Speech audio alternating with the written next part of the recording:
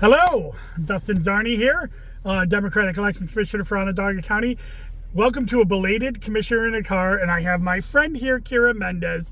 I usually do this on Tuesdays, but I'm dropping this on Friday because I knew I was hooking up with my friend. We just got done doing a voter engagement activity at Hamilton College, where you're an alum. I am, yeah. It's great to be in Clinton. And Keara is the advocacy director for the Center for Tech and Civic Life. And Keara, I got to meet you on the Partnership for Large Election Jurisdictions and in the election space for the last few years. But why don't you introduce yourself? Tell them who you are and what is the Center for Tech and Civic Life? Sure. It's really exciting to be here. And thanks so much for inviting me to this awesome car. So I run the advocacy department at the Center for Tech and Civic Life, and I lead a project called the Elections Infrastructure Initiative. So we are a nonpartisan nonprofit, and our entire reason to exist is to make the lives of local elections officials easier. So we provide tools and templates and best practices to local election administrators across the country. We help make information about who is on the ballot accessible to the public. And then my department advocates for public funding to make it down to the local level and to make sure that there's reliable and sustainable resources for election security and election access across the country. So that's the high line, but I know you do a lot of work. We just got done with this great voter engagement, and you outlined a lot of the different departments that you deal with. In fact, you go to the Hill and look for funding at the Hill, but you said that your organization, well, I'll let you say it, but in 2022, your organization really got involved in leveraging and getting more public funding. And I believe it was a very high number that you were able to get. Yeah, absolutely. So we have worked with hundreds of local election administrators across the country. We've actually activated more than 800 election administrators to take action on public funding in the last year. And we have been on the ground in just since January in over 43 states. So and Puerto Rico. So we've been really getting our frequent flyer miles in, but that's because we are meeting with election administrators, helping understand what the needs are at the local level, helping folks be able to navigate the appropriations process at the federal level and in their states.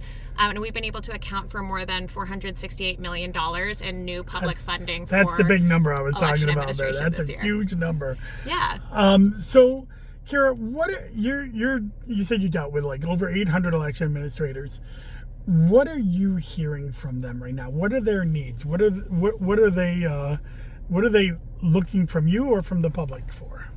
That's a good question. So when I talk to election administrators like you, but when I talk to folks across the country, first and foremost, I feel incredibly inspired because these are a bunch of folks that are really dedicated to serving their communities and to making sure that our democracy functions, and they're waking up every day and often working overtime, working with teams that are incredibly strapped for capacity and doing everything that they can and that you can to make our elections possible. And so that's incredibly commendable. That's why I love doing this work.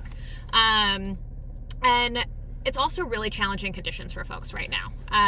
There are evolving threats. We know that there's evolving interest from foreign adversaries in intervening in our elections and spreading inaccurate information about our elections, that our elections offices are the best equipped people to be able to respond and provide accurate counter information and to say, actually, here's how the election works. Here's how to participate. Here's where to go.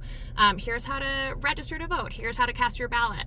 But it's increasingly challenging to be able to respond in all the avenues that they need to. And I think a big problem with that is that reaching voters is really expensive.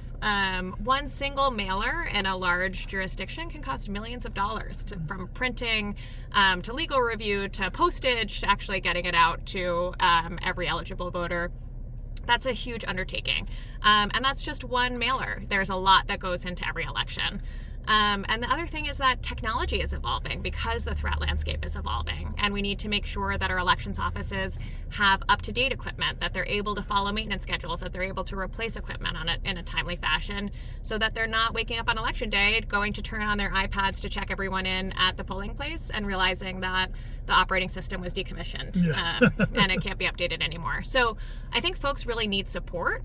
I think they need resources first and foremost. And one thing that I think everybody in the public can do right now is they need poll workers. And that's something across the board that we really have a lack of folks that are working at the polls right now. There's a big movement right now of folks signing up to be poll workers for the first time. I know a group, Bet the Vote, I think had like 100,000. Don't quote me on that exact number. We'll check it. But I think it was a lot. Yeah, I think like 6 figures of veterans that have signed up to be poll workers, but we need more. And we need folks that are able to serve as poll workers in their home jurisdictions during the early voting period and on election day.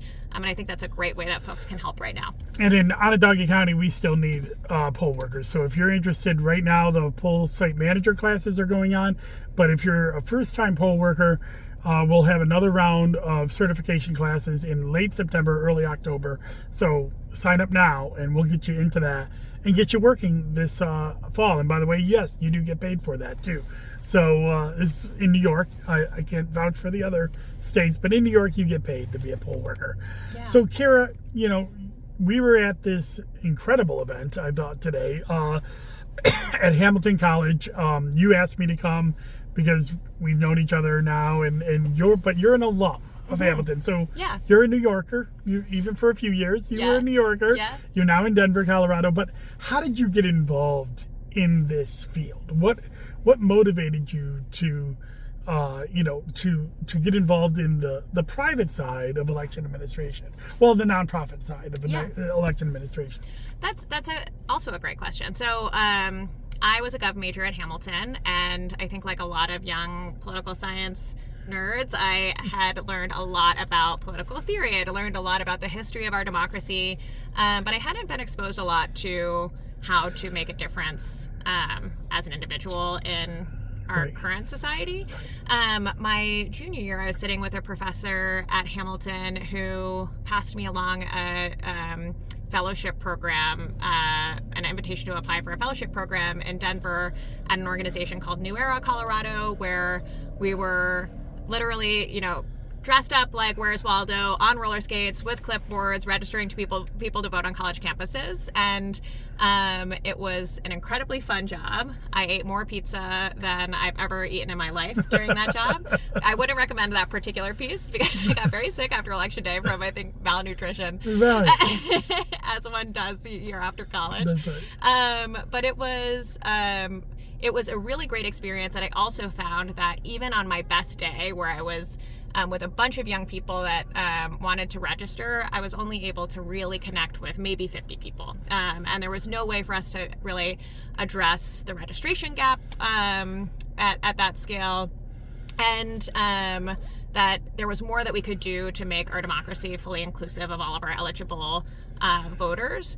And so that's kind of what brought me on this career in working with election administration. And over the years, what I have found is that there are incredible election administrators who really want to make their systems be accessible and utilizing best practices for security and doing outreach and making sure that their facilities are state of the art and that they have equipment and adequate staffing. But the thing that is always holding them back is resources. And resources cause folks to cut corners or puts them in a position where they have to cut corners, where they have to scale those types of things back. And so that's what makes me so passionate about making sure that our elections are fully funded, because I think it gives the folks that understand our elections the best the tools to be able to implement those programs. So we met at a conference called the Partnership for Large Election Jurisdictions, which Center for Tech and Civic Life is a big supporter of. And can you talk about, why, this is kind of election-related podcast, but these trade shows or these conferences, why are they so important for election administrators?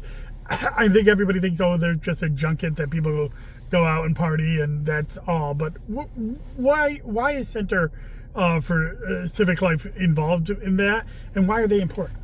We support every association that we can because we know that when there are spaces where folks are able to exchange best practices and bring in interesting speakers and learn, that it's an amazing opportunity for elections administrators to improve their security protocols, to get trained on new ways to respond to the threat landscape. I often see folks like CISA and DHS providing trainings and tabletop exercises and things along those lines. And also, I deeply believe that the best people to learn from are your peers. Yes. And folks, election administrators should be learning from other election administrators. And so being able to create space where folks are able to share, here's something that I experienced and I learned, and we were able to adjust our protocols accordingly, or, here's a great way that we created efficiencies so we could process our ballots 2 times faster and we got results a day sooner. Like, those are things that they lead to better voter satisfaction. They lead to better trust in our election systems. And I think folks can only implement those if they're actually exposed to those best practices among their peers. All right. Well, we're in the middle of a big election. Obviously, the presidential election this year, turnout isn't always an issue, although it could always be better. But, it's not as worrisome about that. But what do you want voters to know about this election?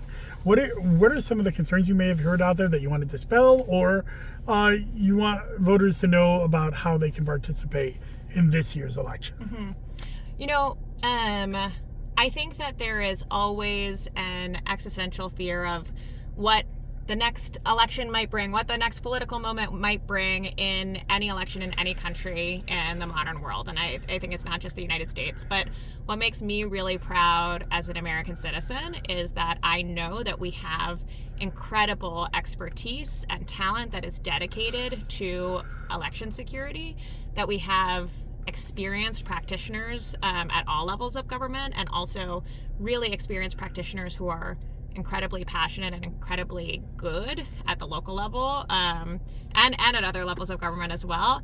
But I'm working a lot with the folks at the local level, and I'm just blown away at the dedication, at the expertise, and at, honestly, the service-oriented nature of election administrators, that our elections work because they're run by patriots, and our elections work because thousands of dedicated people are doing everything that they can to make sure that there are no issues and that anything that occurs is addressed, and that the elections are fair and impartial. And so I sleep very well at night knowing that we have so many fantastic folks that are keeping our democracy alive in our country. And I think, when you think about the fact that we have a decentralized system where thousands of elections offices all go through a unique procedure and are able to certify elections at the end of the day, and we have fair elections in this country, that is really, really astounding. And that's something that is uniquely American, or at least American by design. All right, last question. We just got done with a college event. An incredible group of 20 or so, maybe even more. It was a big room, but just dedicated, energized, young leaders that are going to go out there and be advocates for their peers. But as we know, the youth voter turnout, even in presidential elections, trails every other age range. 18 to 24 trails every other age range, no matter the election. What do you have to say that those, my incredibly large young following, I'm sure that I have, but what do you say to youth voters, and what do you say to others who are trying to encourage them to vote? What do you think is the best way to do that? Yeah, I think first of all, I think that there's a great opportunity right now for everybody who is eligible to participate. I think we've never had more access access to information about voting than we have in this current moment. And there's great groups like National Voter Registration Day and Vote Early Day and the Civic Alliance and Power the Polls that are all working to get folks involved in a nonpartisan fashion and engaging them in the process. And I think that's so exciting. I think that the more that we have young people, and I'm going to stress this again, but the more that we have young people actually serving as poll workers, the more that we create a culture of civics, and having folks actually being able to reach out to their peers and encourage them to come vote with them is a and operate the technology that we have at polling places now. We really need younger poll workers. I mean, my older inspectors are great, dedicated servants who are learning this technology, and if they can do it, so can the youth. Absolutely, absolutely.